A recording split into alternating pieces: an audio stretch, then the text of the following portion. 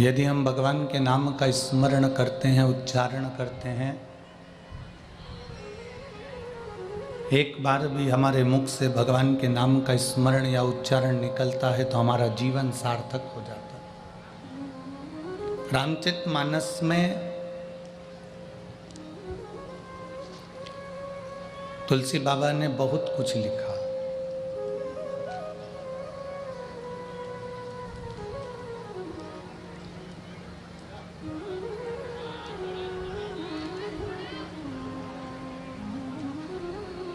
रामचरितमानस में तुलसीदास जी ने बहुत कुछ लिखा और उसमें सबसे ज़्यादा मुख्य मूल रूप से अगर कुछ है तो वो केवल कलयुग में भगवत नाम की आधारशिला है। कलयुग में भगवान के नाम की एक आधारशिला। शिव महापुराण की कथा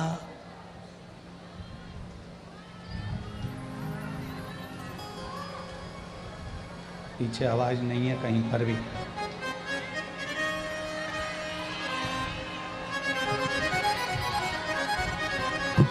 कलयुग में भगवान शिव के नाम की आधारशिला मूल है।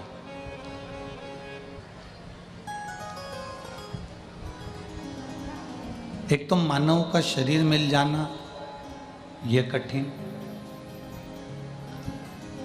और उसमें भी मानव का शरीर मिलने के बाद यदि भगवान का भजन, गला पकड़ रहा है माइक बहुत ज़्यादा, भगवान के नाम की अगर आधारशिला मिल भी जाए और मानव का शरीर अगर मिल भी जाए, मनुष्य का शरीर अगर प्राप्त भी हो गया तो उस मानव शरीर को प्राप्त करने के बाद में अगर भगवान शंकर की अविरल भक्ति हमारे जीवन में अगर हम धारण कर लें तो ये समझना कि हमारा पृथ्वी पर आकर जन्म लेना सार्थक हो गया और परमात्मा तक हम पहुंचने की सीढ़ी लगा ली।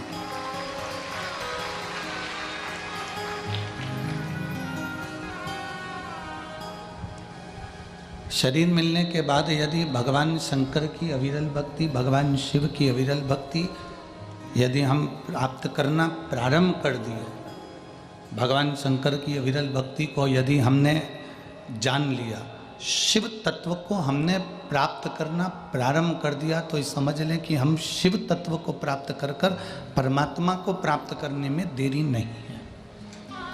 राम भजना है तो शिव को भजना पड़ेगा। कृष्ण आवाज पकड़ रहा, आवाज खींच रहा है वो, राम को भजना है तो हमको शिव को भजना पड़ेगा। कृष्ण को भजना है तो हमको शिव को भजना पड़ेगा। दत्त को भजना है तो भी हमको शिव को भजना पड़ेगा, भगवान शंकर को भजना पड़ेगा। देवी का भजन करना है तो भी हमें शिव का भजन करना पड़ेगा।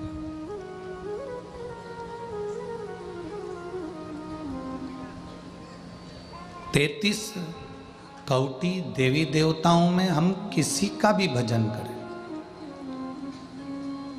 33 कोटि देवी देवताओं में हम किसी का भी स्मरण करें, उस 33 कोटि देवताओं में स्मरण हम किसी का भी करें, पर बिना शंकर के ना राम मिलेंगे, बिना शंकर के ना कृष्ण मिलेंगे, बिना शंकर के ना दत्त मिलेंगे, बिना शंकर के ना, गला पकड़ रहा है भाई शंभू शंभू, बिना शंकर के, मिठास डालो उसमें, मिठास करिए उसको, बेसी बेस आ रहा है, ऐसा लग रहा है जैसे गला पकड़ रहा है। बिना शिव के ना राम मिलेंगे, बिना शंकर के ना कृष्ण मिलेंगे, बिना शंकर के ना दत्त मिलेंगे, बिना शिव के कोई देवता, कोई देवी, कोई अनुष्ठान बिना शिव के पूर्ण नहीं हो सकता।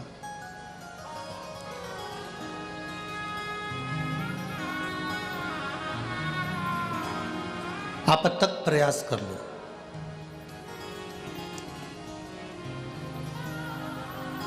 रामचरितमानस में वर्णन आता है कि राम जी को प्राप्त करने का साधन ही शिव है।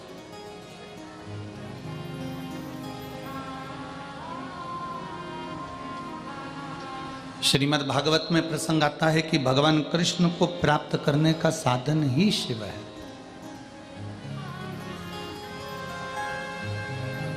बिना शिव के राम नहीं मिल सकते, बिना शिव के भगवान कृष्ण नहीं मिल सकते, बिना शिव के देवी नहीं मिल सकती, बिना शिव के दत्त नहीं मिल सकते, बिना शिव के आपको कोई, जिसका तुम भजन कर रहे हो, जिसका तुम स्मरण कर रहे हो, वो बिना शिव के मिल ही नहीं सकता, वो मिलेगा ही नहीं।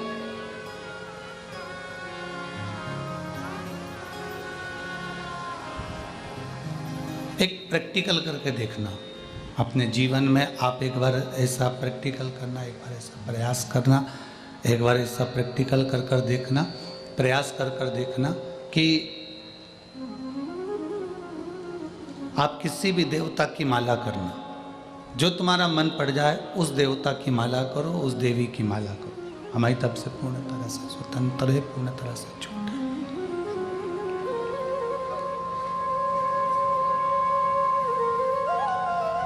आप किसी भी देवता की माला करो, किसी भी देवी की माला करो, एक लोटा जल यदि आप भगवान शंकर को समर्पित कर कर आसन लगाकर माला करने बैठे हो, भगवान को भजने के लिए बैठे हो, शिव को जल चढ़ाकर अगर तुम भगवान का भजन करने बैठे हो, तो निश्चित तुमने जो माला करी है उसका फल तुम्हें 3 से 4 दिन में मिल ही जाता है। अगर शंकर को जल चढ़ाकर तुम माला करने बैठे हो तो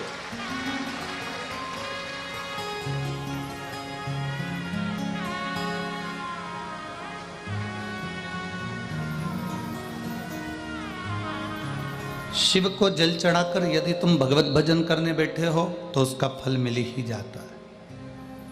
आप में से कितने लोग हैं जिन्होंने रामायण पढ़ी है या सुनी है? सबने पढ़ी है ना? रखो हाथ। कभी तो पढ़ी होगी, कभी तो सुनी होगी, कभी तो स्मरण किया होगा। अगर आपने रामायण पढ़ी है, सुनी है, देखी है, तो उसमें सबसे पहले जो चरित्र आता है रामचरितमानस में, सारे चरित्र बाद में आते हैं, सबसे पहले चरित्र आता है भगवान शंकर का।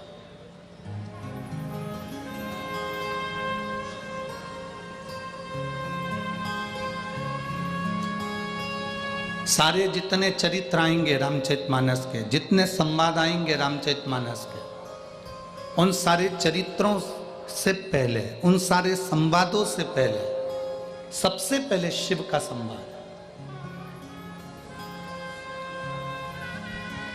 सबसे पहले शंकर भगवान का संवाद। कारण क्यों शिव का संवाद है, क्यों शंकर भगवान का चरित्र है, क्यों शिव भगवान का चरित्र वर्णन किया, उसका केवल एक कारण, भागवत जी भी अगर हम पढ़ते हैं, भागवत जी भी हम सुनते हैं, तो भागवत में सबसे पहले शंकर भगवान का चरित्र आता है। विष्णु पुराण का हम स्मरण करते हैं तो सबसे पहले शिव जी का वर्णन आता है। कूर्म पुराण पढ़ते हैं, आप जितनी पुराणों का स्मरण करोगे उसमें सबसे पहले शंकर भगवान का स्मरण किया गया।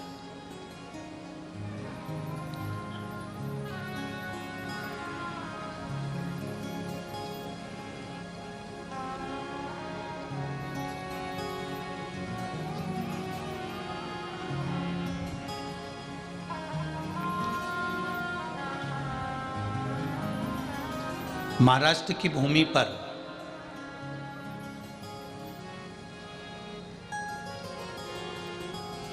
एक शिवजी का मंदिर ऐसा है जिस भूमि पर 2 संत एक साथ बैठकर भगवान शंकर की भक्ति करें।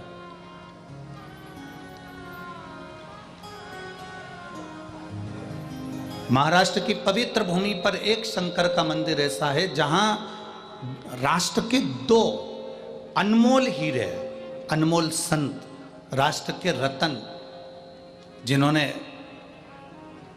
शिव का दर्शन एक साथ किया, वो मंदिर है औंढा नागनाथ का मंदिर।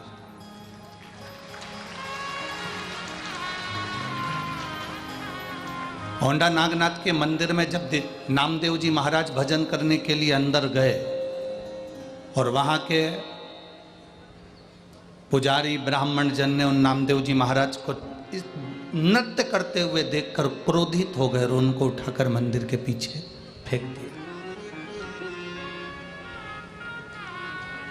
गुरु नानक देव वहां से आ रहे थे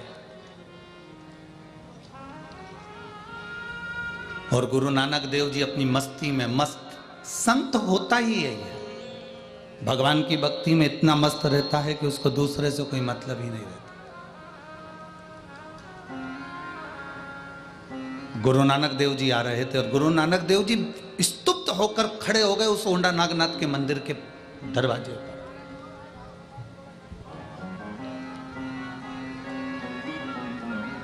जब गुरु नानक देव जी ने देखा कि नामदेव जी महाराज और मंदिर के पीछे पड़े,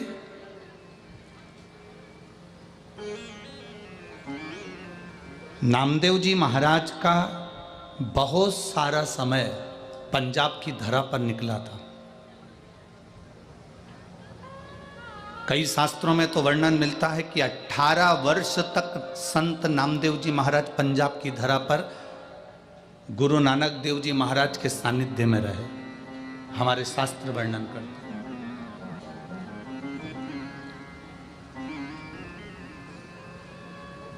गुरु नानक देव जी ने संत नामदेव जी को देखा कि ये मंदिर के पीछे पड़े हैं। गुरु नानक देव जी ने आवाज लगाई, नामदेव नामदेव। नामदेव जी उठकर खड़े होकर प्रणाम कर कर बोले, गुरुवर आप, स्वामी आप। गुरु नानक देव जी ने पूछा, नामदेव तुम्हें तो मंदिर के अंदर होना चाहिए था, तो तुम मंदिर के बाहर क्या कर रहे हो?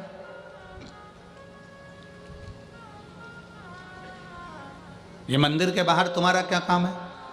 नामदेव जी ने कहा कि मैं भगवान की भक्ति कर रहा था, भजन कर रहा था, कीर्तन कर रहा था, मंत्र जाप कर रहा था, स्मरण कर रहा था और मेरे सुध नहीं रही तो मैं नृत्य करने लगा, मुझे मंदिर के बाहर फेंक दिया गया। गुरु नानक देव जी ने कहा, नामदेव एक बार मैंने तुझे कहा था, दुनिया में ऐसी कोई जगह नहीं जहां पर ईश्वर नहीं, परमात्मा नहीं। हर एक में रब समाया, हर एक में रब का वासा है। नामदेव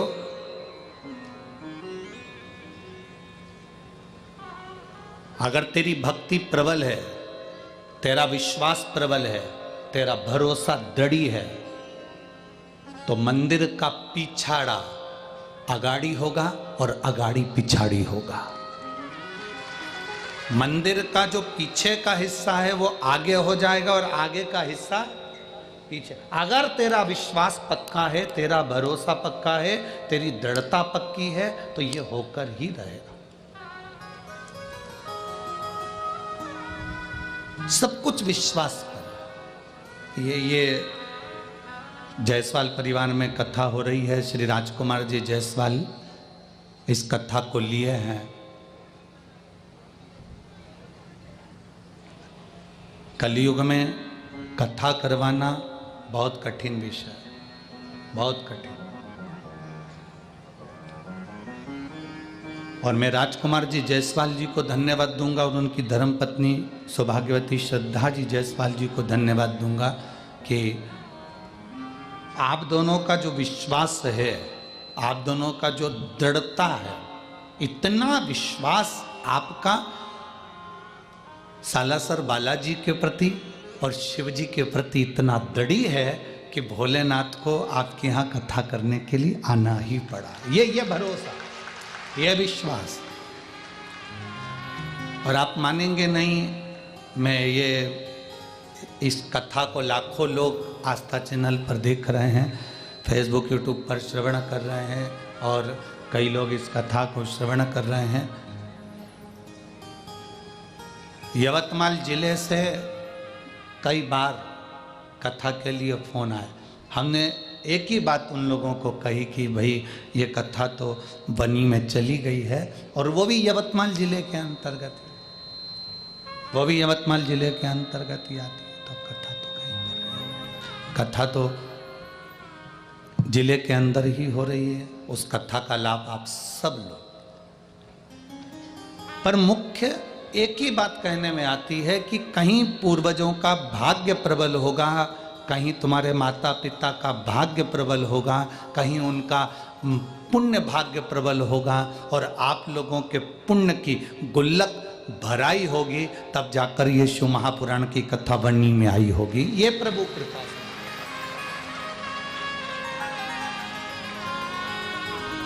और लाखों की संख्या में पधारे आप सभी भक्तों को भी एक ही बात कहूँगा कि आपके घर में भी ढेरों लोग रहते हैं, ढेरों घर के अंदर लोग निवास करते हैं, पर यदि आप परमात्मा की कथा तक पहुँचे हो, भगवान के भजन तक पहुँचे हो, भगवान की अविरल भक्ति तक पहुँचे हो, तो ये मानकर चलना कि कहीं प्रभु की कृपा हुई होगी, उसकी उदारता हुई होगी, उसकी करुणा हुई होगी, उसकी दया हुई होगी, तो आप इस कथा तक पहुँचे हो। बहुत कठिन है, बहुत कठिन। दुनिया को अपना बनाया जा सकता है, पर अपनों को अपना नहीं बनाया जा सकता। बहुत कठिन है महाराज।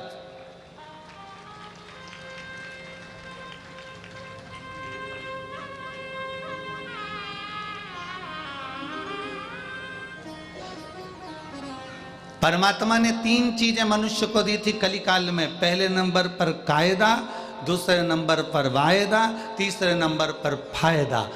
अब 2 चीजें कलयुग से चली गई। पहले नंबर का कायदा, ना बड़ों का, ना छोटे का, ना नीचों का, ना ऊंचे का, ना किसी का, ना किसी का, कोई बड़ा कोई छोटा, कोई कैसा, किसी का कोई कायदा नहीं करता। दूसरे नंबर पर वादा। आज के कलिकाल में कोई वादा नहीं है। कोई तुमसे 10,000 रुपये लेकर चले जाए, तुम वो कह देगा कि हम 15 दिन बाद दे देंगे, कोई वादा नहीं है। महाराज कलयुग में 3 चीजें थी, कायदा, वायदा और फायदा। कलिकाल में से 2 चीजें चली गई। पहले नंबर पर कायदा चले गया, दूसरे नंबर पर वायदा चले गया। कलयुग में केवल एक चीज रह गई, फायदा। आज का व्यक्ति ऐसा हो गया, उसका फायदा काय में है, बस वो देखता है और उसी के पास जाता है जहां उसका फायदा होना होता।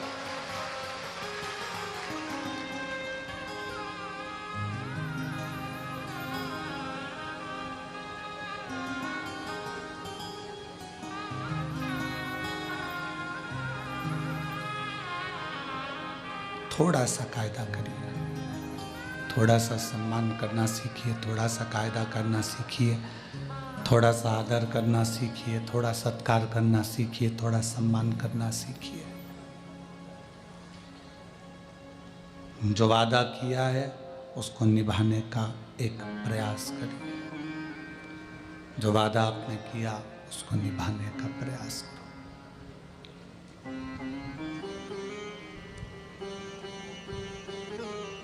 40 करोड़ रुपए कमाने वाला भी मरने के बाद 4 कंधे पर ही जाता है, 40 करोड़ के ढेर पर नहीं जाता। वनी में जाते हो तो बात दूसरी है। 40 करोड़ कमाने वाला भी 4 कंधे पर जाता है, 4 के सिवाय 5वां कंधा नहीं होता। 4 के सिवाय 5वां कंधा नहीं होता।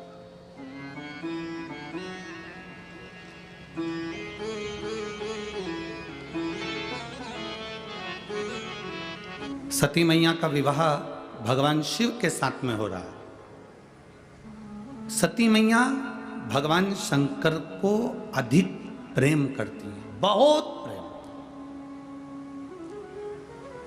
दक्ष प्रजापति ने सती माता को समझाया था। दक्ष प्रजापति ने माता सती जी से कहा था कि सती सुन, तो ये विवाह मत कर, ये शादी मत कर, मैं तेरे लिए अच्छा वर देख देता हूँ, अच्छा घर देख देता हूँ, तेरे लिए अच्छा परिवार देख देता हूँ। पर सती मैया नहीं मानी।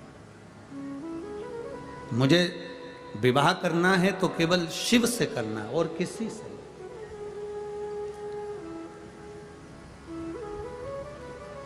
उसके सिवाय मुझे विवाह ही नहीं करना। मैं अगर विवाह करूंगी तो भगवान शंकर से करूंगी, शंकर के सिवा मैं किसी से नहीं करूंगी। एक भरोसा, एक विश्वास, एक दृढ़ता सती ने बना ली। माता सती ने एक दृढ़ता बना ली, एक विश्वास बना लिया, एक भरोसा बना लिया।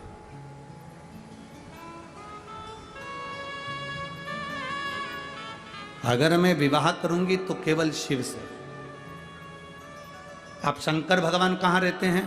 कैलाश पर। शिव जी कहां निवास कर रहे हैं? शमशान में।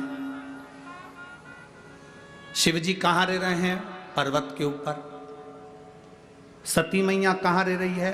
राजा दक्ष प्रजापति के घर में, जहां करोड़ों की संपदा है, वैभव है, धन है, संपदा है, सत्ता है, सब कुछ है।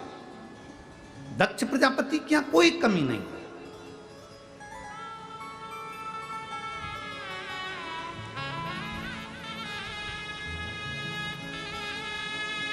समझाया जा रहा है, सती मेरी बात मान ले तो विवाह मत कर। सती मेरी बात मान ले तो शिव से विवाह मत कर। तू और किसी से विवाह कर लेगी, मैं चल जाएगा। कोई धनपति, कोई वैभवपति, कोई सत्तापति, कोई हम ऐसा ढूंढ लेते हैं जिसके साथ में सती तुम विवाह कर लो। सती तुम विवाह कर लो, हम ढूंढ लेते। सती ने सती कहती हैं मैं विवाह करूंगी तो केवल देवाधिदेव महादेव से करूंगी, इसके सिवाय विवाह नहीं करूंगी। दक्ष प्रजापति ने भगवान शंकर को बुलाकर एक बात बड़ी सुंदर कही, और एक एक लड़के की बुद्धि में ये बात बैठना चाहिए जो शंकर भगवान ने दक्ष प्रजापति से कही। पहले दक्ष की बात सुन लेना, उसके बाद शंकर जी की बात सुन लेना। विवाह करने वाला लड़का, विवाह करने वाला वर, उसके मुख पर शिव महापुराण का यह संवाद अब उसकी जिह्वा पर होना चाहिए।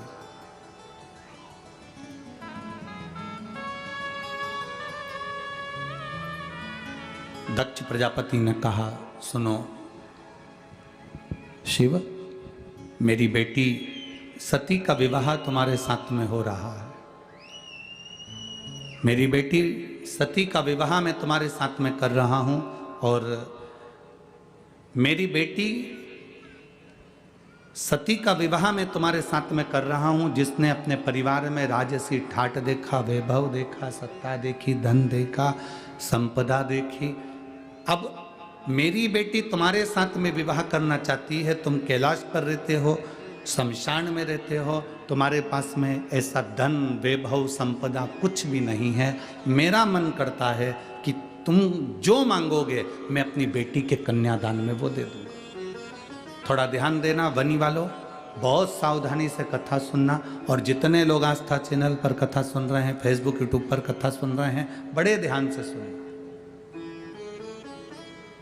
शिव, हे भोलेनाथ शंभु, कन्यादान में तुम जो मांगोगे मैं तुम्हें वो दे दूंगा।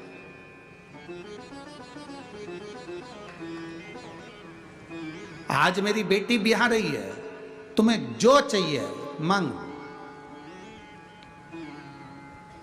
भोलेनाथ जी ने कहा दक्ष प्रजापति को देखकर।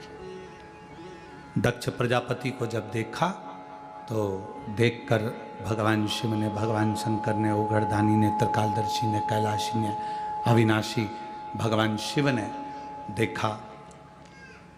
और भगवान शंकर ने देखते ही दक्ष प्रजापति के हाथ जोड़ते हुए, क्योंकि ये सती के पिता हैं, मेरे ससुर हैं, सती के पिता हैं, मेरे ससुर हैं, तो हाथ जोड़ते जोड़ते उन्होंने निवेदन किया। हाथ जोड़कर निवेदन करा दक्ष प्रजापति से, ससुर जी, पिताजी, मैं आपकी बेटी की मांग में जो सिंदूर भरूंगा, बस वो सिंदूर भरी हुई बेटी मुझे कन्यादान में दे देना, और वही इतना वर जरूर देना कि सिंदूर जो उसकी मांग में भरा गया है, वो सिंदूर मांग में भरी हुई बेटी आज डोली में बैठ रही है, और ये वर देना कि वो मांग में सिंदूर भरी हुई बेटी एक दिन अंतिम समय पर अर्थी में परिलेटी, उसके मांग में सिंदूर भरा हो, बिना सिंदूर के वो अर्थी पर भी ना लेटे।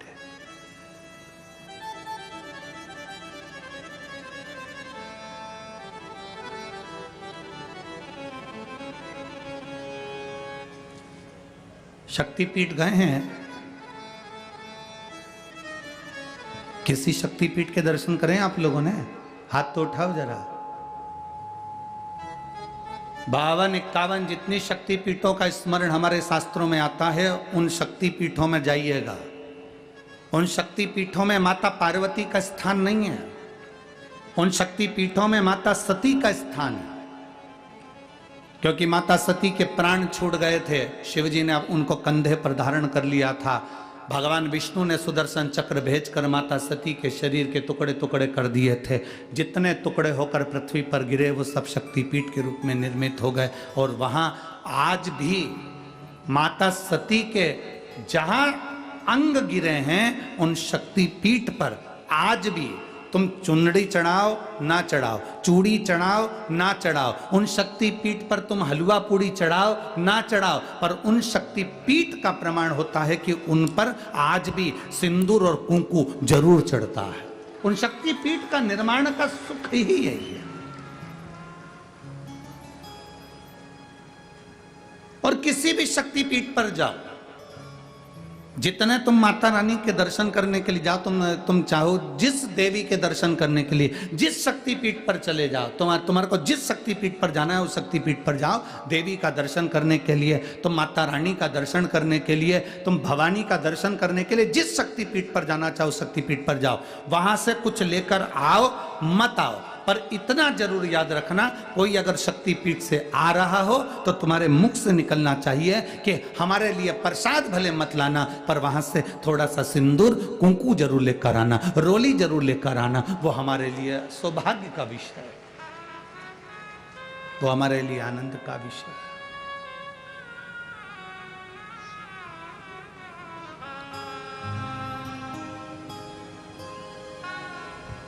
महाराज,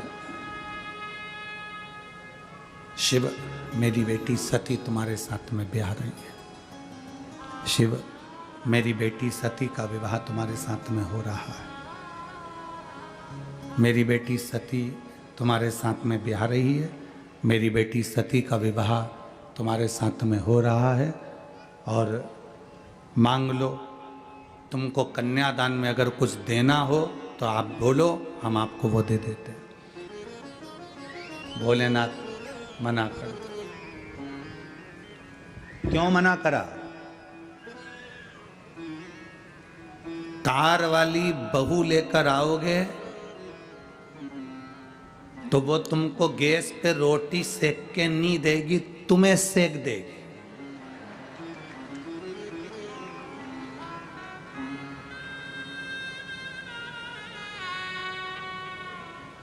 पर संस्कार वाली बहू लेकर आओगे तो जैसे वनी में शिव महापुराण की कथा हो रही है, ऐसी कथा तुम्हारे यहां भी हो जाएगी अगर संस्कार वाली ला।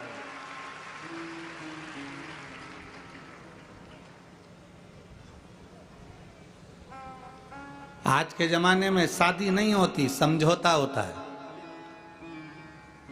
आज के जमाने में विवाह नहीं है, आज के जमाने में खरीदारी है। रिश्ता जहां होता है वहां पहले बात हो जाती है 10 लाख का, 15 लाख का, 20 लाख का। और माँ बाप भी धन्य हैं जो खरीद भी लेते हैं, क्योंकि इनकी आदत में है। बेटी छोटी थी तो उसके लिए 10 रुपए की उनने टॉफी खरीदी। बेटी बड़ी हो गई, 10,000 की साइकिल खरीदी। बेटी और बड़ी हो गई तो 2-5 लाख की गाड़ी खरीद ली, 2-5 लाख रुपए की गाड़ी। बेटी और बड़ी हो गई तो उन्होंने सोचा अब क्या खरीदें, तो उन्होंने कहा लड़की की शादी करना है तो दूल्हा खरीद लो।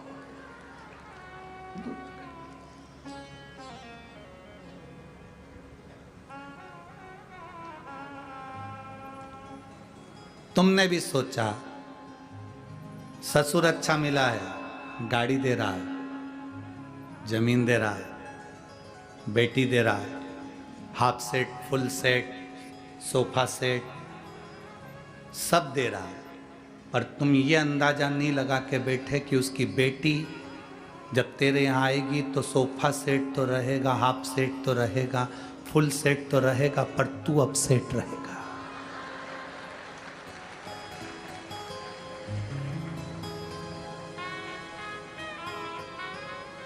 तुमने ये अंदाजा नहीं लगाया कि तेरा क्या होगा कालिया। अब तुमने तो धन देख लिया, संपदा देख ली, सत्ता देख ली ना। बहुत ध्यान देना शिव महापुराण की कथा पर। अगर तुम्हारी बेटी संस्कारित है, तुम्हारी बेटी में संस्कार है, तो करोड़ों का धन मत देखना, बेटी के लिए वर देखना, लड़का नहीं वर देखना। अगर तुम्हारी बेटी संस्कारवान है तो ये निश्चित है तुम्हारे पास में धन नहीं भी होगा ना तो वो घर को करोड़पति तो एक दिन बना ही देगी। अगर उसका दिल हृदय बड़ा है तो वो घर में संपदा लेकर आएगी। पर हम होड़ में लगे हैं। हमारा घर जितना बड़ा है ना, हमारे यहाँ पर 4 पेट्रोल पंप हैं तो कम से कम 2-3 पेट्रोल पंप का मालिक लड़का मिलना चाहिए। हमारा बंगला जितना बड़ा है उससे दुगना बड़ा बंगला लड़के का होना चाहिए। हमारी बेटी के अनुसार रामचरितमानस कहती है सीता जी 4 वर्ष की अवस्था में धनुष बाण उठाकर चढ़ा देती थी, तो जनक जी ने यह संकल्प ले लिया था कि सीता का विवाह उसी के साथ करूंगा जो धनुष को उठाकर चढ़ा देगा। अर्थात यह हमारी सोच होना चाहिए कि बेटी तुम्हारी जितनी विद्वान है, बेटी तुम्हारी जितनी समझदार है, उससे दुगना समझदार उसका वर होना चाहिए, धन नहीं।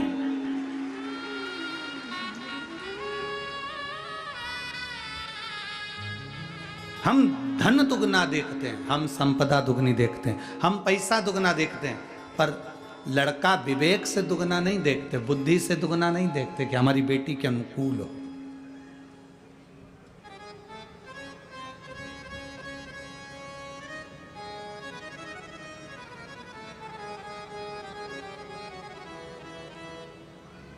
खूब दिया, खूब। ओ बेटी ससुराल में रही हो तू चांद बन के। तुम भी बोलो एक बार, बेटी ससुराल में रही हो तू चांद बन के। हीरा और पन्ना की दुकान बन के, हीरा और पन्ना की दुकान बन के। बेटी ससुराल में रही हो तो चांद बन के। हमारे यहाँ बेटी की जब विदाई होती थी तो माताएं घर से कहकर भेजती थी, क्या लाइन बोलती थी? ओ बेटी ससुराल में रही हो तू, बोलो रे बनी वालो, चांद। कौन सी दुकान? जम के बोलो जरा। हीरा और पन्ना की दुकान बन के, हीरा और पन्ना की दुकान बन के। इस लाइन में पान की दुकान नहीं बोली, क्योंकि पान की दुकान चारों तरफ से खुली होती है और सुनार की दुकान हीरे पन्ने की दुकान चारों तरफ से बंद होती है। इसलिए बेटी हीरा और पन्ना की दुकान बन के बेटी ससुराल में रहियो तू चांद बन के। पान की दुकान की तरह नहीं।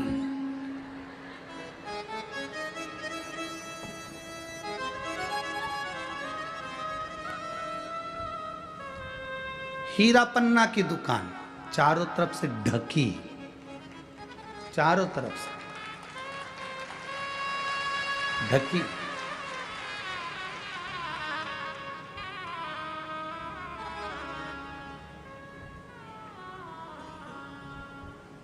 एक लाइन और बड़ी सुंदर है इस गीत में। सास ससुर जो पहले जागे तू पहले जग जइयो।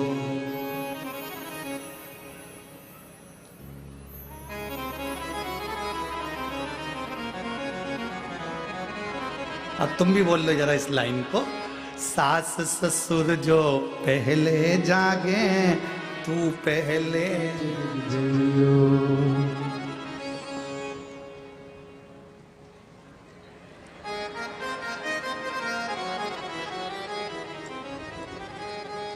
आज की पहले जग जाए, ये जब जागती है जब बच्चों को स्कूल पहुंचाना हो उसके आधे घंटे पहले, और जो गरजना चालू होती उठ जा।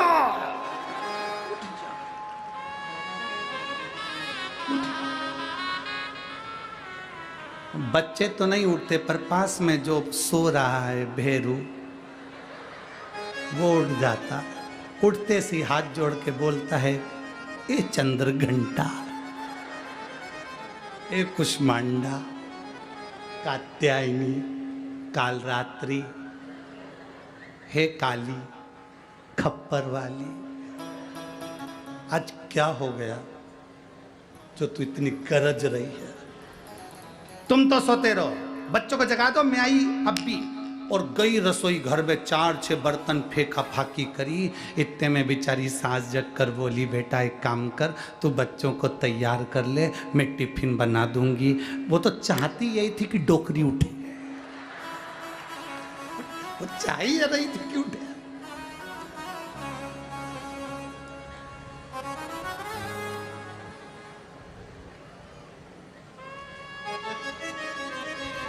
जब तक बच्चे स्कूल नहीं पहुंच जाएं तब तक इतनी चिल्लाए, इतनी चिल्लाए, इतनी चिल्लाए, और बच्चे जब स्कूल पहुंच जाएं तो बच्चे भी घर के पांव पड़ के जाते हैं, हाथ हिला के जाते हैं।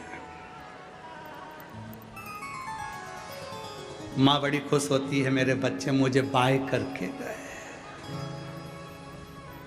बच्चे कहते हैं बाय नहीं करा, 5 बजे तक की छुट्टी। बाय बाय नहीं करा हमने, 5 बजे तक की छुट्टी है। तो क्या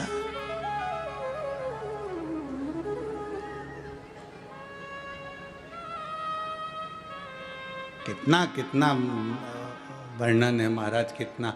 फिर इस लाइन में एक लाइन और कही गई, सास ससुर जो भोजन करिए नित नित भोजन पहियो। अगर घर के बड़े भोजन कर रहे हैं तो पहले उनको भोजन कराओ, उसके बाद स्वयं भोजन ग्रहण करो। पर हमारे यहाँ पर सिखाकर भेजा जाता है, जितना बन सके उतना काम करना। भूख लगे नीचे से बना के अपने कमरे में ले जाके चढ़ जाओ।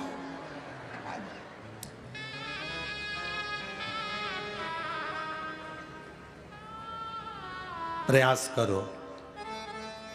कोई घर में भूखा तो नहीं है, प्रयास करो। कोई घर में भूखा तो नहीं है, भोजन कराओ समय की अवस्था के अनुसार।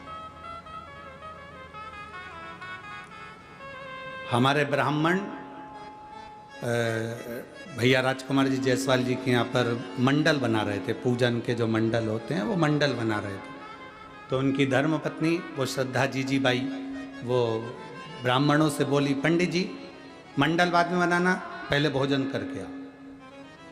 उन्होंने कहा नहीं, हम पहले मंडल बना देते हैं पूजन के, फिर हम भोजन कर लेंगे। नहीं, पहले भोजन करो उसके बाद मंडल बनाओ। जाओ जरा, हम पहले मंडल बना लेते हैं। नहीं नहीं, पहले भोजन करो फिर मंडल बनाओ। फिर किसी ने पूछा, माता जी आप हमें भोजन करने का बोल रही हो, हम मंडल बना लेते हैं। नहीं, तुम लोग भोजन नहीं करो जब तक हम भोजन कैसे कर लें, इसलिए पहले तुम भोजन कर लो उसके बाद हम भोजन कर लें। ये संस्कार है, ये संस्कार होना चाहिए। घर के बड़े, घर के बुजुर्ग, घर के मेहमान, घर के अतिथि, घर के सम्मानीय व्यक्ति आपके घर में हैं तो पहला भोजन उनका होना चाहिए, पहला आदर उनका होना चाहिए, पहला सत्कार उनका होना चाहिए।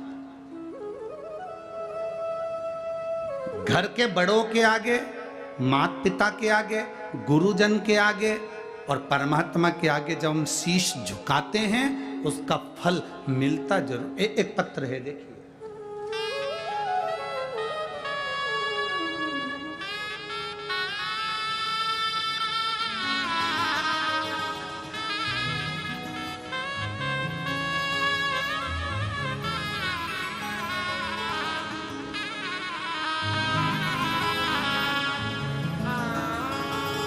मैं कविता जायसवाल नागपुर से आई हूँ।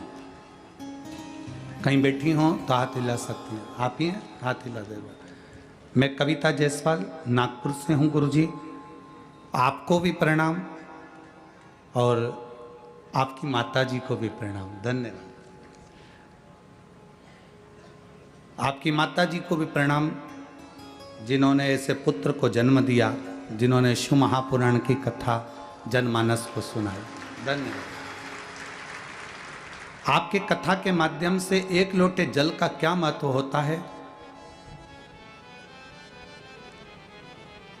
हमारे भीतर एक विश्वास और श्रद्धा उत्पन्न करिए। 2020 से मैंने आपकी कथा टीवी पर सुनना प्रारंभ करी। मेरे 2 बेटे हैं, दोनों सीए की पढ़ाई कर रहे थे। दोनों बेटे कभी 2 नंबर से कभी 3 नंबर से रह जाते थे। बच्चे आए हैं साथ में, हाथ हिला दो बाबू। बधाई आपको पहले तो बहुत बहुत। 2-2, 3-3 नंबर से रह जाते थे। आज के समय के बच्चे कैसे शंकर जी पे भरोसा कर लें, क्योंकि आज वैज्ञानिक युग है और वैज्ञानिक युग में इतनी जल्दी विश्वास पैदा नहीं होता परमात्मा के प्रति। पर मेरे बच्चे जब 2-2 नंबर से रह रहे थे तो मैंने दोनों बच्चों से कहा कि अब की बार यदि एग्जाम देना तो शिव जी पे 1 लोटा जल चढ़ाओ, बेलपत्री में शहद लगाओ और भगवान शंकर को समर्पित कर कर फिर जाओ। बच्चे हंसकर कहते हैं, माँ बेलपत्री पर शहद लगाकर समर्पित करने से क्या रिजल्ट अच्छा आता है? मैंने अपने बच्चों से कहा, सियोर वाले महाराज कहते हैं दिल से पढ़ाई करो, डट के पढ़ो, जितनी तुम्हारी कैपेसिटी है उससे ज्यादा पढ़ो और भगवान शंकर पर भरोसा कर कर फिर जाओ। मेरे बेटों ने कहना माना, जल चढ़ाया और आज मैं बाबा को धन्यवाद देना चाहती हूँ। मेरे दोनों बेटे अच्छे नंबर से सीए में पास हो गए। मैं बाबा को धन्यवाद देने के लिए बहुत बहुत बधाई आपको बाबू। शिव तत्व प्राप्त हो। गुरुदेव, मैं हमेशा सोचती थी सीहोर कहाँ जा पाऊंगी, कब जा पाऊंगी, पर मेरे पशुपति नाथ व्रत का फल मिल गया जो आप हमारे यहाँ शिव महापुराण की कथा करने के लिए पधारे, उसकी साधु बात था। और मेरे दोनों बच्चे आज बाबा की कृपा से सिलेक्ट हुए हैं। बहुत बहुत साधुवाद बाबूजी, आपको बहुत धन्यवाद। बैठिए। शिव तत्व इसी को कहते हैं, औघड़ी शंकर इसी को कहते हैं। और तेरी कृपा बिना ना हिले एक भी लेते हैं श्वास, तेरी कृपा से तनु तनु।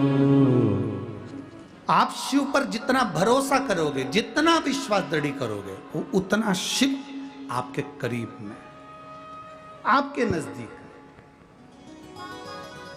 लोग कहते हैं गुरुजी क्या शंकर भगवान की कथा सुनने से या शंकर जी पर एक लोटा जल समर्पित करने से क्या हमारा कार्य हो सकता है? मानो तो मैं गंगा माँ हूं और ना मानो तो बहता पानी। आप मानो तो ये गंगा जल है, ना मानो तो बहता हुआ पानी है। आप मानो तो शिव महापुराण जगत की झोली भरने वाली है, और ना मानो तो केवल एक पुराण है, केवल एक पुराण। एक पत्र और है,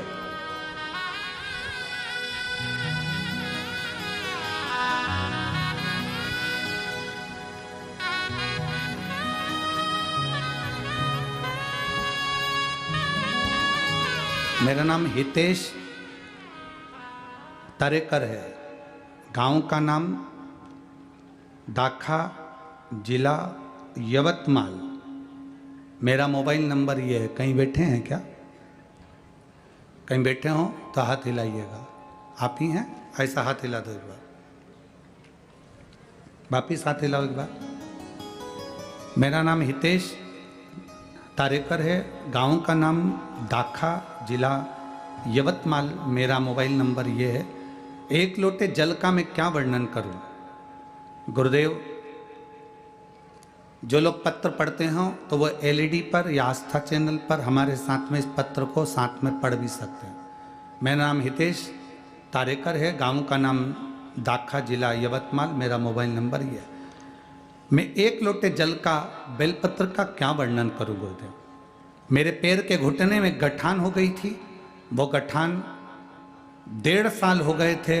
डॉक्टर ने कहा था इसका ऑपरेशन होगा, और ऑपरेशन कर कर गठान निकाली जाएगी और जांच के लिए जाएगी। गुरुदेव, आज के समय में अगर गठान हो जाती है तो बड़ा भय लगता है, डर लगता है कि ना जाने कौन सी बीमारी हो गई, क्या करा जाए। और डॉक्टर ने कहा इस गठान को निकाल कर जांच के लिए भेजना पड़ेगा। तब मेरे पड़ोसी के कहने पर मैंने पहली बार आपकी शिव महापुराण की कथा सुनी और शंकर भगवान पे चढ़े हुए बेलपत्र को खाना प्रारंभ करा। जल चढ़ाता, बेलपत्र लाता, मेरी गठान गलना प्रारंभ नहीं हुई गुरुदेव।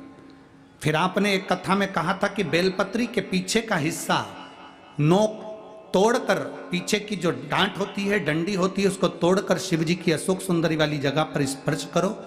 उसको चढ़ाकर स्पर्श कर कर कुंदकेश्वर महादेव का नाम लेकर उसको खाना प्रारंभ करो। गुरुदेव, मैंने 22 दिन तक उस बेलपत्री के पीछे की डंडी को अशोक सुंदरी वाली जगह पर चढ़ाकर कुंदकेश्वर महादेव का नाम लेकर खाना प्रारंभ करा और बाबा से विनती करी, बाबा मेरे पाँव में गठान हो रही है, डॉक्टर के हिसाब से इसका ऑपरेशन कराकर ये मुंबई जांच के लिए जाएगी। बाबा ऐसी कुछ कृपा करो कि यह गठान गल जाए। बाबा ऐसी कृपा हुई, 22-23 दिन तक मैंने वो बेलपत्री के पीछे की डांट अशोक सुंदरी वाली जगह पर चढ़ाकर कुंदकेश्वर महादेव का नाम लेकर खाना प्रारंभ करा, और बाबा की कृपा से मेरा ऑपरेशन भी नहीं हुआ और मेरी गठान पूरी गल गई। मैं बाबा को यहाँ नमन करने के लिए आया। अब ठीक है बाबू, हाथ हिला दो एक बार। हर हर महादेव। बैठिए। श्री शिवाय नमस्ते।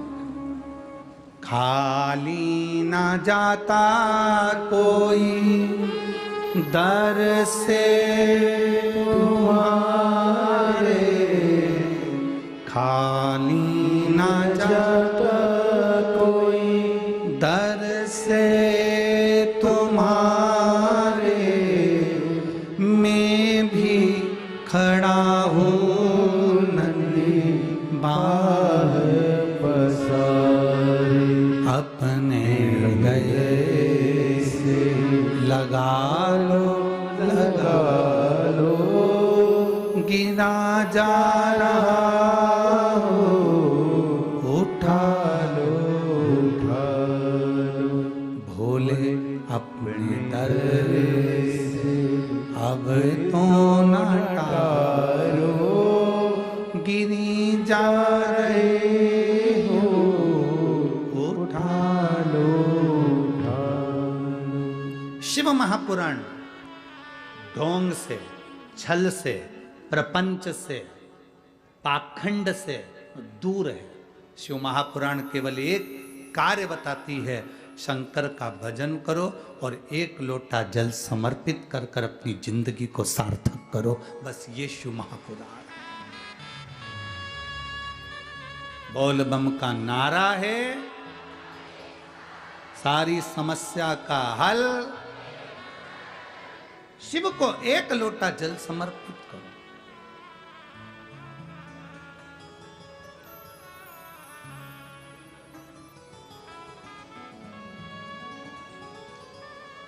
आपके भीतर का भरोसा जागृत करो, अपने भीतर का भरोसा।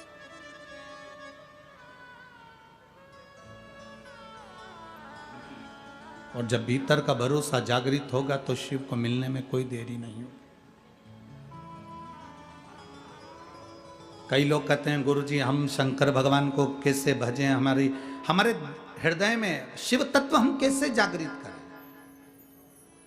हम हमेशा कहते हैं, पहले भी कहा आज फिर कहते हैं, कोई व्यक्ति हमको छोड़कर चला जाता, जिसके लिए तुमने बहुत कुछ किया वही तुम्हें छोड़कर चला गया, धोखा देकर चला गया। सबसे पहला काम क्या करते हो तुम? जो तुमको छोड़कर चले जाता है, अपने मोबाइल में से उसके फोटो, बोलो बोलो जम के बोलो जरा, डिलीट कर दो। फिर फोटो डिलीट करने के बाद में उससे जितनी चैट हुई है, बात हुई है, बोलते जाओ, वो भी डिलीट। फिर फेसबुक, इंस्टाग्राम, व्हाट्सएप पे उसको ब्लॉक कर दिया।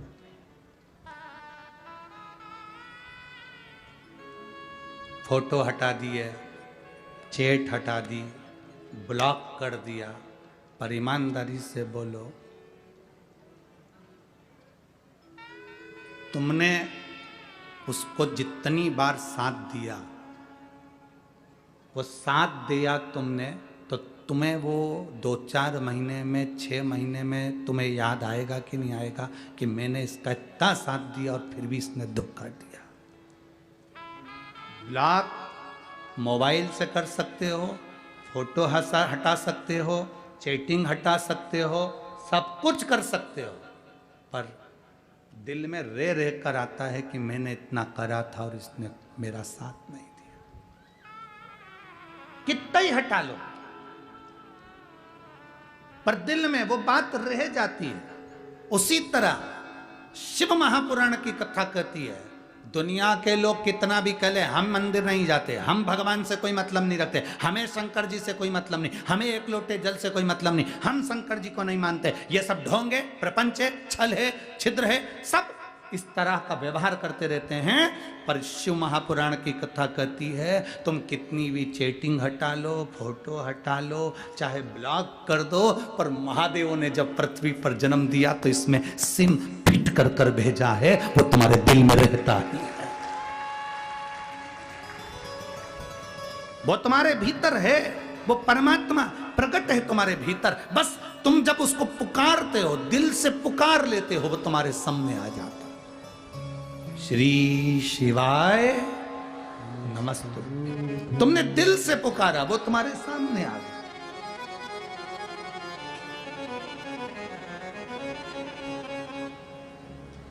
जिस दिन तुमने दिल से पुकारा, वो तुम्हारी साक्षी में आ गया।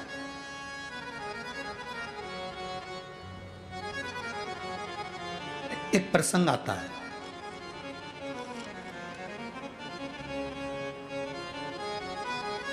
काशी के राजा दिवोदास, काशी के राजा का नाम था दिवोदास, जिनकी धर्म पत्नी का नाम था अनंग मोहिनी।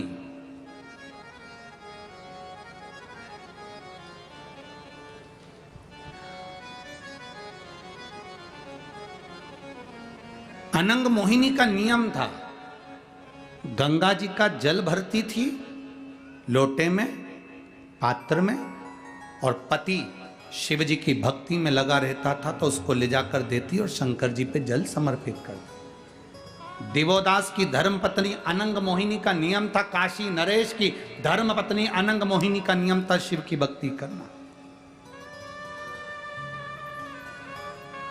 एक बार अनंग मोहिनी आ रही थी,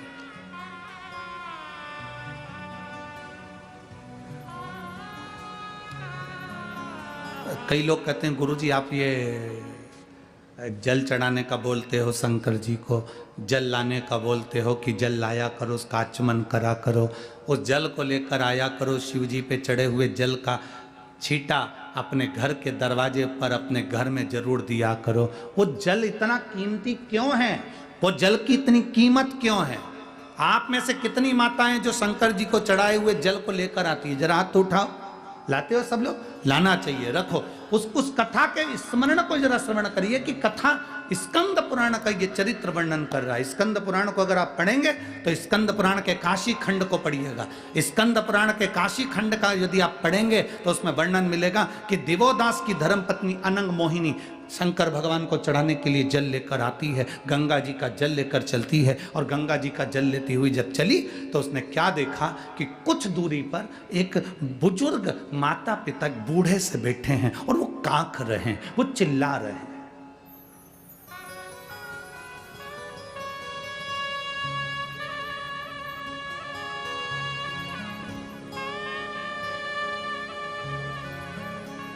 चिल्लाने का भी एक तरीका होता है।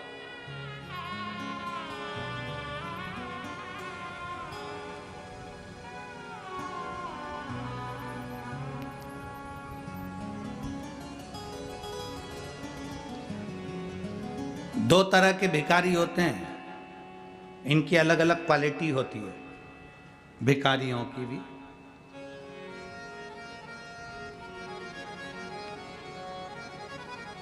एक भिखारी वो होता है जो केवल तुम्हारे दरवाजे पर आकर चिल्लाता है, भैया 10 रुपए दे दो ना, भैया 1 रुपये दे दो ना, भैया 5 रुपये दे दो ना, भैया रोटी दे दो ना। और एक भिखारी वो होता है जो सुबह से शाम तक भगवान का नाम ले लेकर पुकारता है, राम राम कीर्तन कर रहा है, भजन कर रहा है, नाम जाप कर रहा है। एक तुम्हें पुकार रहा है और दूसरा भगवान को पुकार रहा है। जो तुम्हें पुकार रहा है वो भूखा सो सकता है, पर जो भगवान को पुकार रहा है वो भूखा नहीं सो सकता।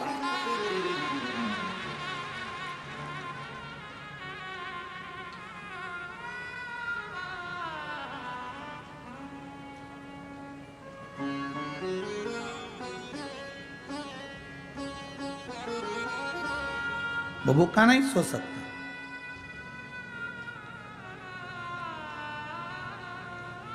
भिखारी की क्वालिटी अलग अलग है, 2 क्वालिटी अलग अलग। एक भूखा रह सकता है। कौन भूखा रह सकता है? जिसने तुमको पुकारा है। हो सकता है तुम्हारे यहाँ से भोजन नहीं मिले, आगे से भोजन नहीं मिले, दूसरे के दरवाजे पर गया, वहां उसने आवाज लगाई, भैया रोटी दे दो, काका जी रोटी दे दो, मामा जी रोटी दे दो, भाभी जी रोटी दे दो, जीजी भाई रोटी दे दो, पैसा दे दो। पर जो भगवान को पुकार रहा है, राम राम कृष्ण नाम शिव नाम हरि विठ्ठल पांडुरंगा राम कृष्ण हरि, भगवान का भजन कर रहा है, तुम्हारे दरवाजे पर खड़ा भजन कर रहा है, तुम्हारे दरवाजे पर आया और भगवान का भजन कर रहा है, उसको तुम भले कुछ मत दो, उसके भजन का बल बढ़ेगा ना तो परमात्मा को भी नीचे आकर उसके कटोरे में रोटी देना ही पड़ेगा। भजन का बल बढ़ेगा तो वो देगा। आप ये मत सोचना कि शिव महापुराण की कथा हमने अभी अमरावती में सुनी थी, अभी हमने 40 गांव में सुनी थी, अभी हमने जलगांव में सुनी थी, अभी हमने यहाँ सुनी थी, वहां सुनी थी। ना ना ना, नागपुर सुनी ना।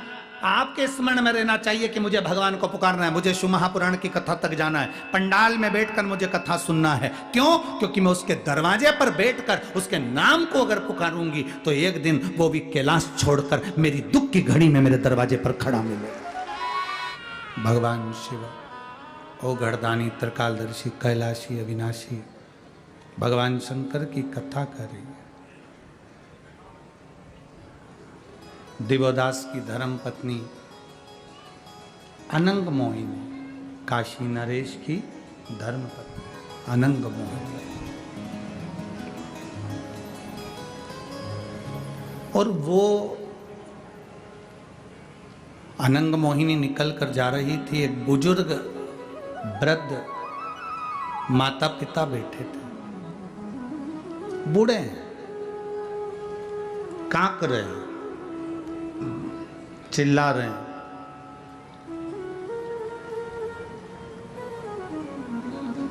अनंग मोहिनी के कानों में शब्द गया। आपसे अगर कोई पूछे कि शंकर जी पे जल चढ़ाया हुआ घर क्यों ले जाया जाता है, पीने के क्यों काम आता है, आचमन क्यों किया जाता है, उस जल का महत्व क्या?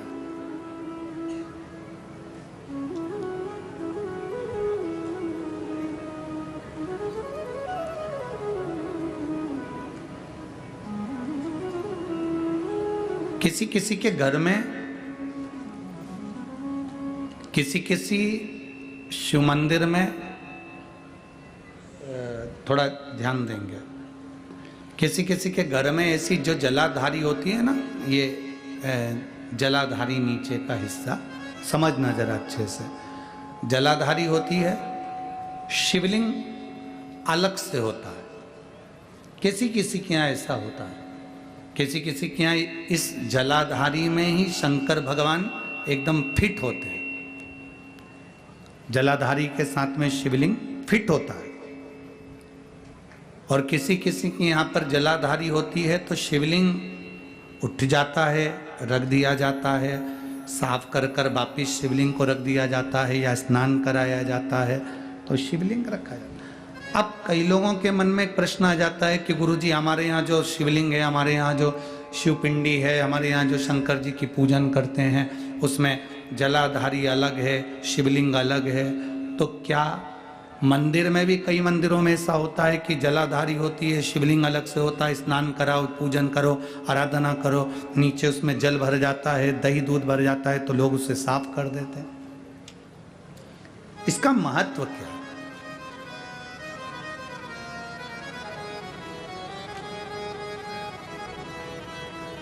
पहले तो अच्छे से समझ लो उसको।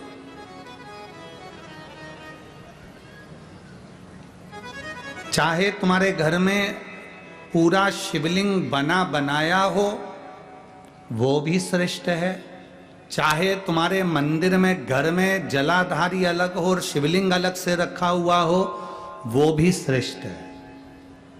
बस अंतर एक है, केवल एक अंतर उसमें भारी है। कौन सा अंतर भारी है?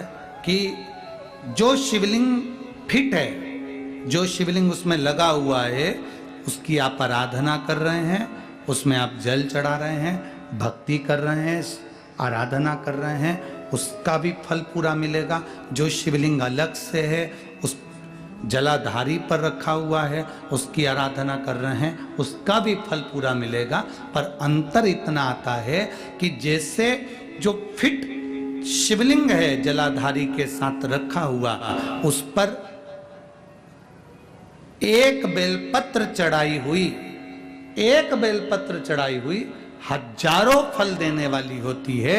जो अलग शिवलिंग अलग जलाधारी होती है उस पर एक बेलपत्र भी अगर हम चढ़ा रहे हैं तो वो सहस्त्र सहस्त्र फलदायी प्रदान कर देती है। उसमें कई लोगों के मन में एक संशय हो जाता है, हमारा नीचे का जो जलाधारी है वो चांदी की है, शिवलिंग नर्मदा के कंकर का। कई बार किसी के मन में आ जाता है कि हमारे यहाँ जलाधारी अलग है पीतल की, शिवलिंग हमारे यहाँ कांच का है, स्फटिक का है, पारद का है या पाषाण का है, तो क्या फल देगा कि नहीं देगा? क्यों नहीं देगा?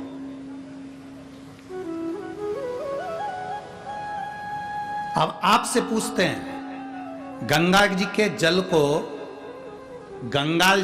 गंगाली जानते हैं आप लोग? ये सब गंगा भर के लाते हैं ना, वो पेक रहती है, उसमें सील लगी रहती है, क्या बोलते हैं इसको? यहाँ पर, यहाँ क्या बोलते हैं हमको स्मरण नहीं, हमारे उधर तो गंगाली कहते हैं उसको, जिसमें गंगा जी का जल भरा रहता है, ढक्कन लगा रहता है और उसको पेक रहती है, उसको हमारे यहाँ गंगाली कहते हैं। तो गंगा जी के जल को चाहे तुम गंगाली में रख लो और गंगा जी के जल को चाहे तुम पानी के लोटे में रख लो, जल बदलेगा क्या? क्या कहलाएगा वो? गंगा का जल ही कहलाएगा। उसी तरह शिवलिंग चाहे फिट वाला हो चाहे वैसे ही आप आराधना करने वाले हो, उसका फल समाप्त नहीं होता, वो फल देता ही है। आप कितना सुंदर वर्णन करा। एक बार बाले ने गुरु नानक देव जी से प्रश्न किया,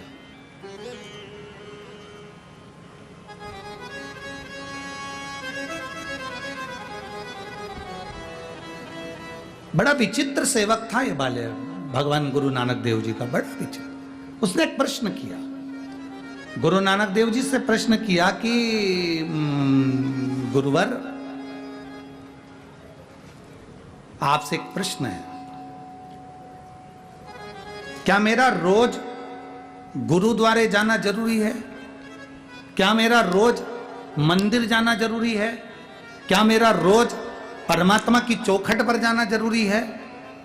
गुरु नानक देव जी ने कहा, बाले, अपने घर में बैठकर भी अगर तू जिस ज्योतिर्लिंग का स्मरण करता है या गुरुद्वारे का स्मरण करता है या गुरु का स्मरण करता है, तू वहां तक नहीं भी पहुंचा, तेरा दिल भी अगर वहां तक पहुंच गया तो समझ लेना कि तू गुरुद्वारे तक, तू मंदिर तक पहुंच गया। हमारा मन, हमारा दिल, हमारा हृदय, हमारा चित्त अगर वहां तक पहुंच रहा है तो समझ लो कि हम वहां तक पहुंच गए। आप में से कई लोग ऐसे बैठे हैं जो कथा में तो आ जाते हैं पर दिल ही नहीं लग पाता भगवान की कथा। बोलो सही है कि गलत है? कई लोग ऐसे होंगे जिनका मन भी कथा में नहीं लग पाता। कथा में बैठे हैं, तैयार होकर आए, पानी की बोतल भी लाए, खाने पीने का सामान भी लाए, चली थी तो 2 रुमाल भी लेके चली है, रुमाल में सुपारी भी बांध के लाई है, ऐसे ही नहीं आई है।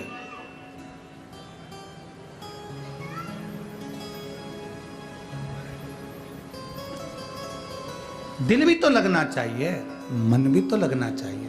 जहां मन परमात्मा से लग जाता है फिर परमात्मा हमसे दूर नहीं रहता, हम परमात्मा के करीब में पहुंच जाते हैं और परमात्मा हमारे करीब में आ जाता है। हमारा मन परमात्मा से। एक पत्र है, देखिए,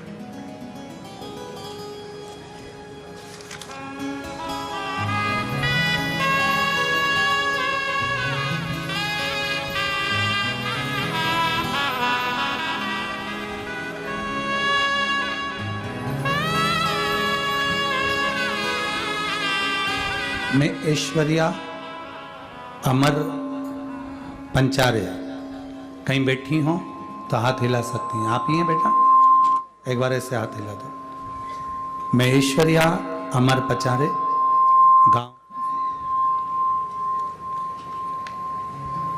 गांव महाकालपुर, तहसील बनी, जिला यवतमाल।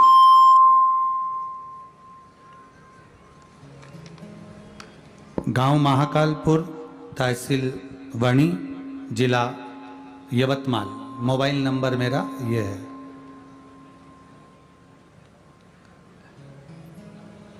मैं बाबा का क्या गुणगान करूं गुरुदेव। मेरे बाबा ने मुझे दुख से निकालकर खुशियां प्रदान करी। गुरुदेव 7 साल की थी तब से मुझे मिर्गी की बीमारी थी। आज 27 साल की हो गई, बीमारी झटके आते रहे, तकलीफ बहुत रही। शायद ही कोई ऐसा हॉस्पिटल हो जिसमें हमारा इलाज नहीं हुआ। सारे इलाज करवाए पर कोई फल नहीं। 2021 में मेरी छोटी बुआ ने टीवी पर पहली बार कथा सुनी और पहली बार जब कथा सुनी तो सुनकर देखा, फिर हमसे कहा कि कथा सुनना प्रारंभ करो। हमने अपनी बुआ से कहा, क्या कथा सुनने से मिर्गी की बीमारी ठीक हो सकती है क्या? ऐसा होता है क्या? बुआ कहने लगी तेरा मन हो तो सुन, एक बार कथा तो सुन। हमने कथा सुनना प्रारंभ किया गुरुदेव। कोई ऐसा हॉस्पिटल नहीं बचा था 27 साल में जिसमें इलाज नहीं करवाया हो इस मिर्गी की बीमारी का। कथा सुनने पर आपने कथा में कहा कि 1 लोटा जल शिव जी को चढ़ाना प्रारंभ करो, बाबा का गुणगान करना प्रारंभ करो, श्री शिवाय नमस्तुभ्यम बोलना प्रारंभ करो। हम बाबा का वही मंत्र का जाप करने लगे, शिव जी को जल चढ़ाने लगे। आपकी कथा में इतना मन लग गया कि टीवी खोलते तो आपकी कथा ही देखते। आपने एक कथा में फुलेरा दूज का एक उपाय बता दिया, और फुलेरा दूज में आपने कहा था हरतालिका तीज के दिन, हरतालिका तीज फुलेरा दूज का उपाय बताया, जो कि शिवरात्रि के बाद में जो फुलेरा दूज का स्मरण आप करते हैं, सीहोर में जो अनुष्ठान करते हैं रुद्राक्ष उत्सव, उसमें वो फुलेरा दूज पड़ती है। उसी फुलेरा दूज में आपने मिर्गी का एक उपाय बताया। उस मिर्गी का उपाय हमने फुलेरा दूज के दिन करना प्रारंभ करा। साल में 1 बार फुलेरा दूज आती है गुरुदेव, और वही उपाय आपने जैसा बताया था वैसा ही हमने करा, और करने के बाद बाबा पे चढ़ा हुआ जल पीना प्रारंभ करा और फुलेरा दूज का वो उपाय करा। आज बाबा को मैं धन्यवाद देने के लिए बैठी हूँ। पूरा 1 साल हो गया गुरुदेव, मेरे को कोई झटका नहीं आया और मेरी मिर्गी की बीमारी ठीक हो गई। मैं बाबा को यहाँ धन्यवाद देने के लिए आई हूँ। गुरुदेव, शिव शिव है, बाबा बाबा है। गुरुदेव, बाबा से बस यही प्रार्थना है कि जो दिल से पंडाल में बैठकर मांगता है, बाबा उसको दिल से छप्पर फाड़कर देता है। ये बाबा की कृपा है। गुरुदेव, बाबा बाबा है और वो जगत का पिता है। मैं पंडाल में हूँ, बाबा को नमन करती हूँ। आपसे केवल एक बेलपत्री की चाह करती हूँ। आजा, ले जा, आजा आजा, ले जा। एक बेलपत्री की चाह करती हूँ, बस बाबा से यही प्रार्थना। शिव तत्व है महाराज, औघड़ी है शंभु, औघड़ी। और खाली ना जाता कोई दर से तुम्हारे, खाली न जाता कोई दर से तुम्हारे, मैं भी खड़ी हूँ बाह पसारी, अपने गए से लगा लो, लगा लो, गिरा जा रहा हूँ, उठा लो, उठा लो, भोले अपने दर से अब तो न टारो, गिरी जा रही हूँ, उठा लो, उठा लो। शिव तत्व है, शंभु औघड़ी है, दयालु है, त्रिकालदर्शी है, कैलाशी है, अविनाशी है।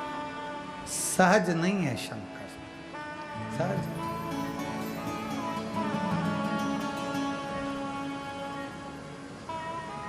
हमने पहले भी कथा में कहा, यदि आपने दिल से एक बार कथा को सुन लिया, आपने दिल से अगर भगवान शंकर की पवित्र कथा को अपने भीतर धारण कर लिया, आपने दिल से भगवान शंकर की पवित्र कथा को अपने भीतर उतार लिया, तो ये निश्चित है, दिल से सुना है तो वो दिल से देता जरूर। ठीक है बेटा, श्री शिवाय। शिव तत्व है महाराज, औघड़ी है शिव, त्रिकालदर्शी।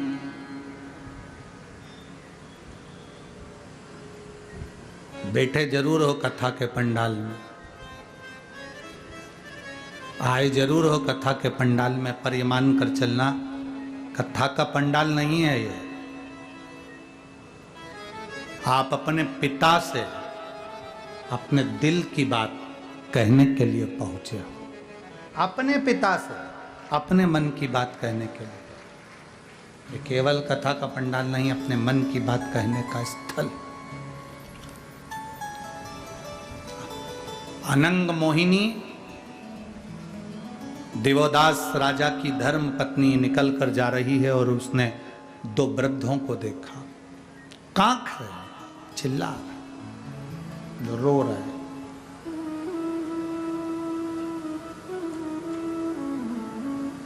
कांख रहे, रो रहे। जल लेकर आवाज सुनते ही दिवोदास राजा की धर्मपत्नी अनंग मोहिनी उन बुजुर्ग के पास में पहुंची। उन बुजुर्गों के पास में पहुंची।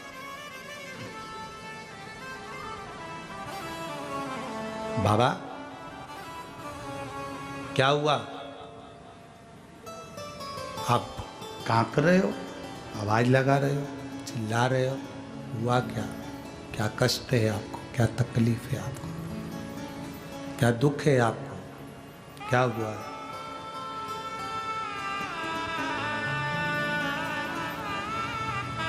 क्या कष्ट है? क्या तकलीफ है? क्या दुख है?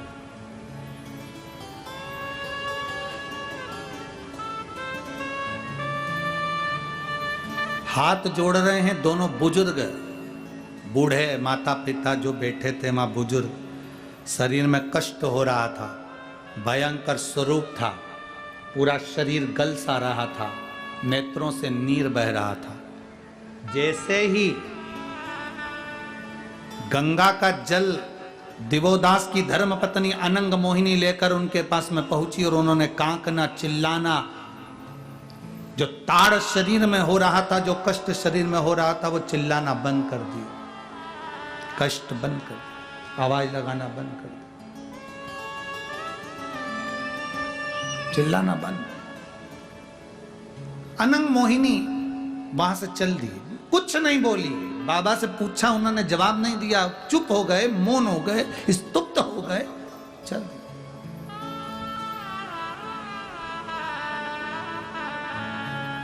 कितना सुंदर कहा है महाराज, कितना सुंदर। इतनी देर से वो दोनों चिल्ला रहे थे, इतनी देर से वो दोनों चिल्ला रहे हैं, आवाज लगा रहे हैं, कांप रहे हैं, कांप रहे हैं, चिल्ला रहे हैं, आवाज लगा रहे हैं।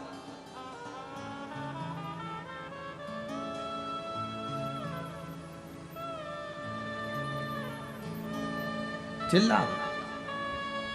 और जैसे ही अनंग मोहिनी उनके पास में पहुंची और उन्होंने चिल्लाना बंद कर दिया, आवाज लगाना बंद कर दिया। बहुत ध्यान देना, दुकान पर बैठे हो आप, शिव जी के मंदिर में नहीं जा पाए, आपकी दुकान के सामने से कोई एक लोटा जल लेकर अगर शंकर जी के मंदिर जा रहा हो, मात्र उसका दर्शन कर कर भी अगर आपके मुख से श्री शिवाय नमस्तुभ्यम निकल जाए तो समझ लेना कि आधा पाप आपका समाप्त हो गया, आधा दुख आपका समाप्त हो गया। एक पत्र है, देखिए।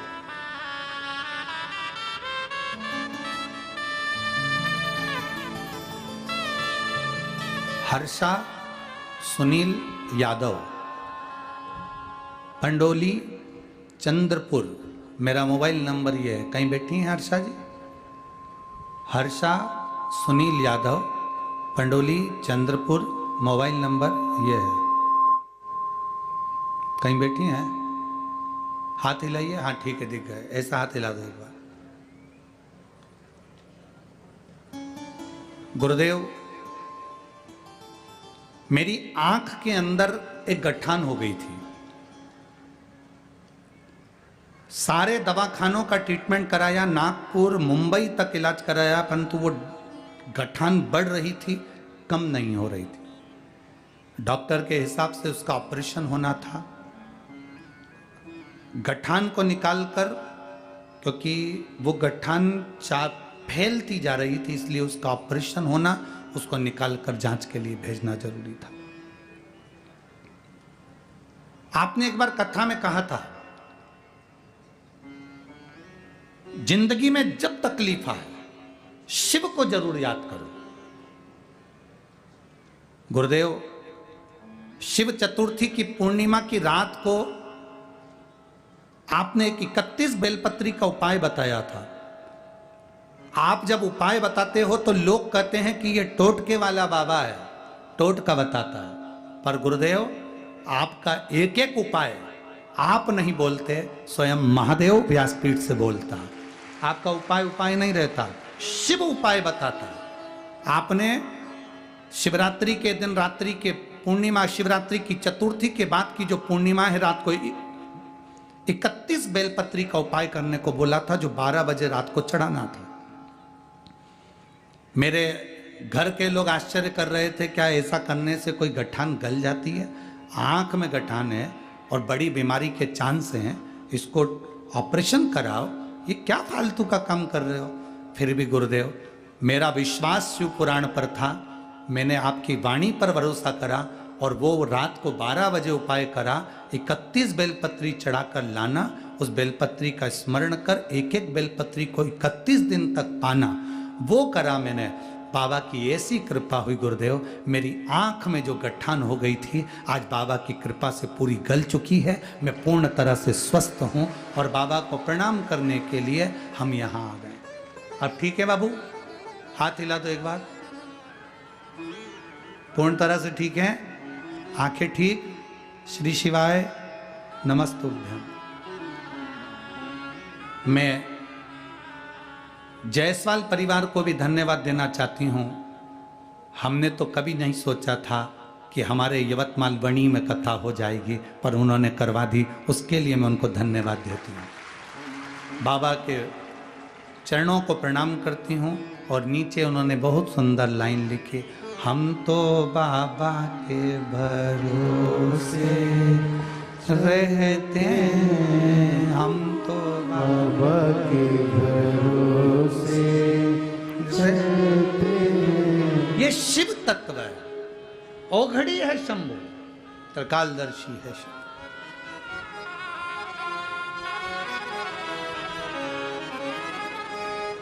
आपने उसको पुकारा, आपने उसको भजा, आपने उसको स्मरण किया, वो तुम्हारे सम्मुख में आकर खड़ा हो गया। शिव मंदिर तक नहीं जा पा रहे हैं, शंकर जी को एक लोटा जल नहीं चढ़ा पा रहे हैं, शिव जी के मंदिर तक नहीं पहुंच पा रहे हैं। कोई जल का लोटा लेकर भी अगर शंकर के मंदिर जा रहा है और आप अपनी दुकान पर काम में लगे हैं, केवल वो लोटा भरकर शिव के मंदिर जा रहा है, उसको देखकर भी श्री शिवाय नमस्तुभ्यम अगर तुम बोल लेते हो तो तुम्हारी जिंदगी के आधे दुख, आधे कष्ट समाप्त हो जाते हैं, आधे दुख मिट जाते हैं।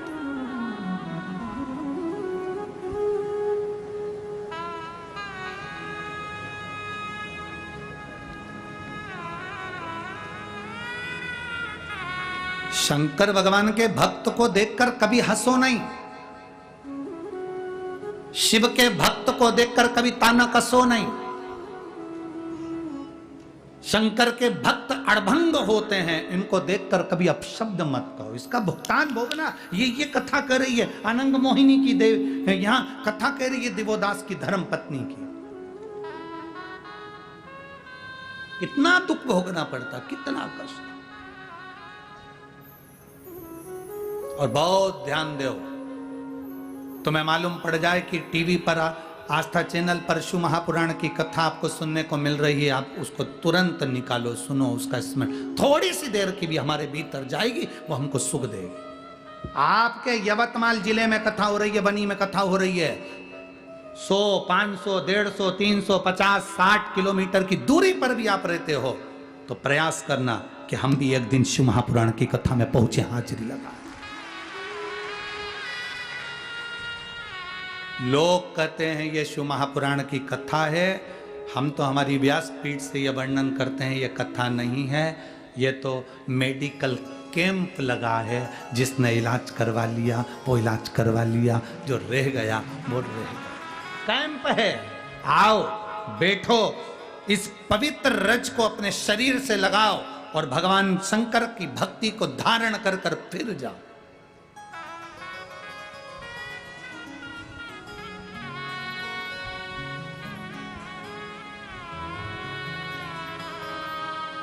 भगवान की अविरल भक्ति को धारण करो, अविरल भक्ति।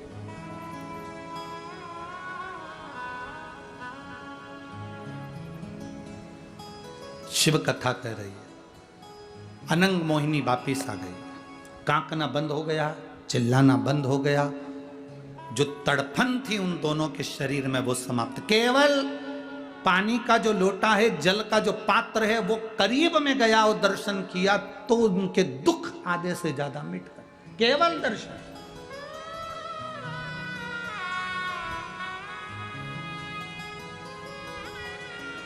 श्री शिवाय नमस्तुभ्यं, श्री शिवाय नमस्तुभ्यं, श्री शिवाय नमस्तुभ्यं,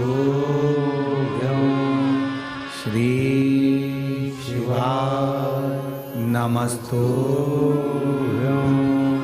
श्री शिवाय नमस्तुभ्यं। भोला सब दुख काटो मारा, ओ भोला सब दुख काटो मारा। शिव शंकर जपो तेरी माला, भोले बाबा जपो तेरी माला, भोला सब दुख काटो